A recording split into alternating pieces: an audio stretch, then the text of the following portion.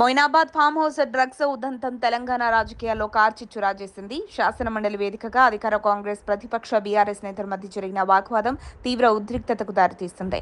ఈ క్రమంలో టీపీసీసీ అధ్యక్షుడు ఎమ్మెల్సీ మహేష్ కుమార్ గౌడ్ విసిరిన డ్రగ్ టెస్ట్ సవాల్ ఇప్పుడు రాష్ట్ర వ్యాప్తంగా చర్చనీయాంశంగా మారింది. డ్రగ్స్ వ్యవహారంపై చర్చ సందర్భంగా ఇరు పార్టీల నేతలు పరస్పరం ఆరోపణలు చేసుకున్నారు.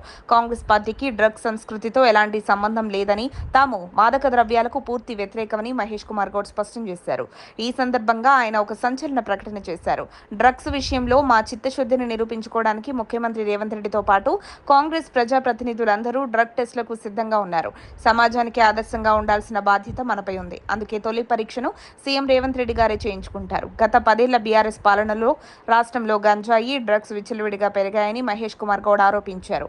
కాంగ్రెస్ ప్రభుత్వం రాగానే రాష్ట్రాన్ని డ్రగ్స్ రహితంగా మార్చేందుకు ప్రత్యేక బృందాలను ఏర్పాటు చేశామని గుర్తు చేశారు.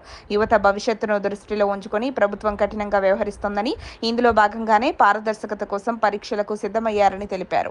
మేం సిద్ధం, మరి మీరు సిద్ధమా అంటూ బీఆర్ఎస్ అధినేత కేసీఆర్, వర్కింగ్ ప్రెసిడెంట్ కేటీఆర్లకు మహేష్ కుమార్ గౌడ్ సవాల్ విసిరారు. తప్పు చేయని వారు భయపడాల్సిన అవసరం లేదని, బీఆర్ఎస్ నేతలను కూడా పరీక్షలకు తీసుకురాగలరా అని ప్రశ్నించారు. మొయినాబాద్ కేసును రాజకీయ కోణంలో చూస్తున్నారన్న విపక్షాల ఆరోపణలను ఆయన కొట్టిపారేశారు. నేరానికి పాల్పడింది ఎవరైనా సరే చట్టం తన పని తాను చేసుకుపోతుందని, దర్యాప్తు పారదర్శకంగా జరుగుతుందని వెల్లడించారు. రాజకీయ నేతల మధ్య సాగుతున్న ఈ సవాళ్లు ప్రతి సవాళ్లతో శాసనమండలిలో ఒకసారిగా వేడి పెరిగింది. మరి కాంగ్రెస్ నేతలు నిజంగానే పరీక్షలు చేయించుకుంటారా? దీనికి ప్రతిపక్షం ఎలా స్పందిస్తుంది అనే అంశాలు ఇప్పుడు తెలంగాణ పాలిటిక్స్ లో హాట్ టాపిక్ గా మారాయి. మరిన్ని అప్డేట్స్ కోసం మా కాయ్ టీవీని సబ్స్క్రైబ్ చేసుకోండి. మా వీడియో కనుక మీకు నచ్చినట్లయితే లైక్ చేయండి, షేర్ చేయండి.